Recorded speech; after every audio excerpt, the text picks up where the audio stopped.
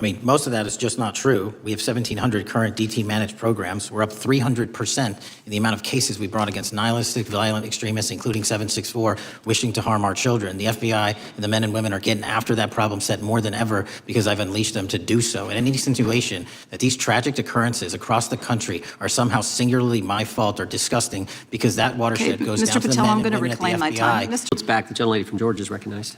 Thank you, Chairman, and thank you for coming in today, Mr. Patel. In the past few months, the country has experienced a string of horrific, high-profile attacks that have been motivated by racial hatred or political ideology. A shooter attacked the CDC headquarters, firing hundreds of rounds and killing a police officer. An arsonist set fire to the Pennsylvania governor, Josh Shapiro's residence, with the governor and his family actually inside. Minnesota House Speaker Melissa Hortman and her husband were assassinated earlier this year. Clark and Charlie Kirk was murdered last week. Bomb threats have been made against HBCUs and the DNC, and just the list goes on and on. I only have just a few minutes today, so I don't want to take a lot of time to go into all the countless and devastating violent crimes and incidents that have happened at our schools or on our streets and in our communities that have just been happening all year long. Mr. Patel, just yes or no, is this type of political violence ever acceptable in your eyes? No.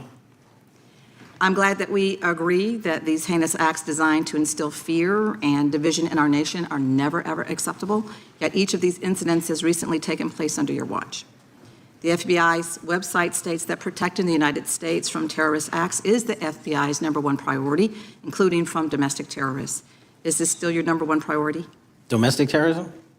Preventing domestic terrorism. Our #1 priorities are protecting the homeland and international terrorism and crushing violent crime, and domestic terrorism sort of interlays between both of those. Okay, so, well, then I'm glad that you're giving us the right answer, but unfortunately, your actions kind of tell a different story. Earlier this year, you granted the ranks of the FBI's Domestic Terrorism Operations Section. This is the section of the FBI that is most directly responsible for addressing political violence in our country by preventing attacks from occurring and effectively responding to them if they do. The agents in this section are the ones who stopped an individual stockpiling weapons, who planned to attack schools and churches in Florida and seized bombs made by an ISIS sympathizer in New Orleans. And instead of ensuring that this section has all the resources that it needs at a time when its mission is critical, you fired its decorated veteran FBI agents who have served their country proudly under Republican and both Democratic presidents, and you scrapped the tools that they developed to fight domestic terrorism, including the National Domestic Terrorism Incident Database. I mean, most of that is just not true. We have 1,700 current DT managed programs. We're up 300% in the amount of cases we brought against nihilistic, violent extremists, including 764, wishing to harm our children. The FBI and the men and women are getting after that problem set more than ever because I've unleashed them to do so. And any insinuation that these tragic occurrences across the country are somehow singularly my fault or disgusting because that watershed goes down to the men and women at the FBI, Mr. Patel, and they are not responsible for it. I'm happy to work with you to get them what they need. Gentlelady controls the time. Unanimous consent request. She'll state a request. Thank you very much. Into the record, an article from Reuters titled FBI Scales Back Staffing, Tracking of Domestic Terrorism, Probe Sources Say. Thank you very much. Without objection. I appreciate that. So, Mr. Patel, and it isn't just the Domestic Terrorism Operations Section. Under your watch, agents are fully diverting their attention to these anti-immigrant and city takeover operations, leaving our children vulnerable to dangerous networks of online predators, both domestic and international. You pulled more than 120 FBI agents from their normal duties to operate sobriety checks and conduct traffic stops, exposing the FBI's fleet of unmarked cars and thereby making it harder for the FBI to combat violent criminal gangs, foreign intelligence services, and drug traffickers in the process. That's simply not true. If we were not able to do two things at one time, how would we be seizing record amounts of fentanyl? 23,000 violent felons have been arrested. Time belongs to the gentlelady. More than twice as many as Time belongs last to the year. gentlelady from Georgia. Thank you very much. And this request basically is, it is an article from Reuters, which quotes law enforcement officers familiar with agents who once covered child exploitation cases, but now focus on immigration child exclusive. Thousands of agents diverted to Trump immigration track down. Mr. Patel, in the short time I have left, your tenure as director of FBI has been somewhat problematic. Americans are definitely less safe under your watch. You have gutted the FBI's ability to keep safe from domestic terrorism. You have sent FBI agents to conduct traffic stops and round up hardworking immigrants who pose no danger to public safety, people even President Trump referred to as good, long-time workers. Your job is to protect and serve the American public. Time to the You have gentlelady. spent your time protecting heinous individuals and using the FBI to serve as a political circuit. You at times have appeared unequipped, Time and to this the country gentlelady has deserves better, and I expired. yield. Gentlelady yields May back. I respond? Sure can. Simply put, what is it? Are we failing? If we're failing, how are we arresting 23,000 violent felons? Twice as many as this time last year. Are we failing? Because if we're failing, how are we seizing 1,500 kilograms of meth, 25% increase from last year? Are we failing? Because we captured 4 top 10 FBI most wanted from around the world in 7 months. That's more than the entirety of the last administration. Are we failing? Because we put 1,500 child predators in prison. Are we failing? Because we dismantled 300 human trafficking networks. Which is it? You don't like me? That's fine. But don't you dare disparage the men and women of the FBI that are producing record results in historic fashion to protect this country. They are kicking ass for America, and they're going to continue to do so. And we appreciate your leadership. The gentlelady from Florida is recognized. What we just witnessed was not a routine exchange of questions and answers. It was a collision of two competing narratives about responsibility, power, and truth inside the American state. In that final moment, as accusations piled up and the word problematic was dropped like a verdict, Kash Patel didn't retreat. He leaned forward and asked a question that echoed through the chamber. If this agency is failing, then how do you explain the results? That question matters because hearings like this are not only about policy, they are about storytelling, about who gets to define reality for the public. One side painted a picture of chaos, neglect, and misdirected priorities. A nation supposedly left exposed, an institution hollowed out from within.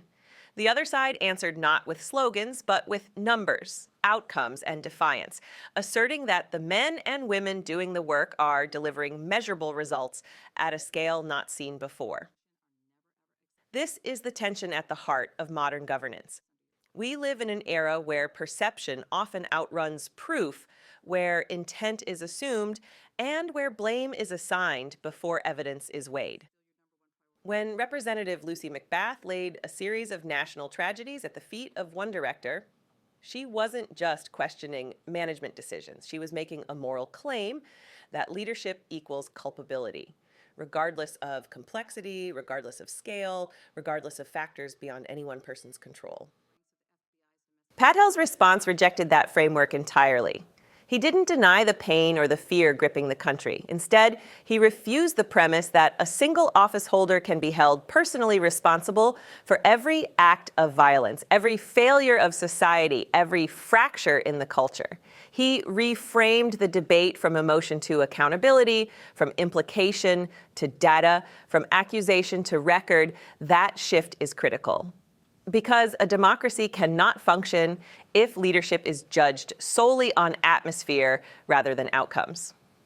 If we abandon evidence and replace it with implication, we don't get justice, we get theater. And theater is exactly what congressional hearings risk becoming when outrage substitutes for inquiry. Listen carefully to the moment when Patel defends the agency itself, not his title, not his reputation, the people behind the badge. He draws a hard line between criticizing leadership and condemning the workforce. That distinction is rarely made in Washington anymore. Institutions are attacked wholesale. Public servants become symbols. And morale becomes collateral damage in political combat. Yet morale matters. Competence matters.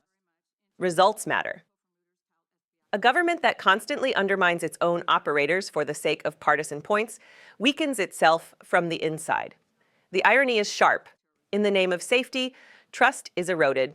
In the name of accountability, capacity is diminished. This exchange also reveals something deeper about how power is contested in America today. Oversight is no longer just about correcting mistakes. It is about controlling the narrative of legitimacy. Who is acting in good faith? Who is portrayed as reckless, who is framed as a guardian, and who is cast as a threat. These labels stick regardless of nuance. Patel's refusal to accept personal vilification was more than defensive. It was declarative. He challenged the idea that disagreement equals disloyalty, that tough enforcement decisions automatically signal moral failure, that complexity can be reduced to a soundbite. In doing so, he exposed a broader struggle within the system, a struggle over whether institutions serve the public interest or political momentum. And notice how quickly time was reclaimed. How quickly the rules of procedure were used to shut down rebuttal, that too is part of the story. Control of the clock is control of the message. In Washington, silence is not neutral, it is strategic. When Patel finally delivered his closing defense, it wasn't polished or restrained, it was raw. It was angry, and it was intentional. He dared his critics to confront outcomes rather than impressions, to engage with facts rather than labels, to acknowledge that governance is measured not by perfection, but by progress under pressure. This moment forces viewers to ask uncomfortable questions. Are we evaluating leaders based on what they actually do or on how well accusations land? Are hearings meant to illuminate truth or to generate clips? And perhaps most importantly, are we strengthening the institutions meant to protect the public or slowly hollowing them out through endless suspicion? History shows that democratic systems do not collapse all at once. They erode through normalization of distrust, through the quiet replacement of evidence with assumption, through the steady degradation of good faith.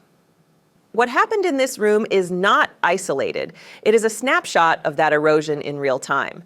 But it is also a reminder that resistance still exists inside the system, that not every official is willing to accept a narrative they believe is false, that some will still stand up and say, look at the record.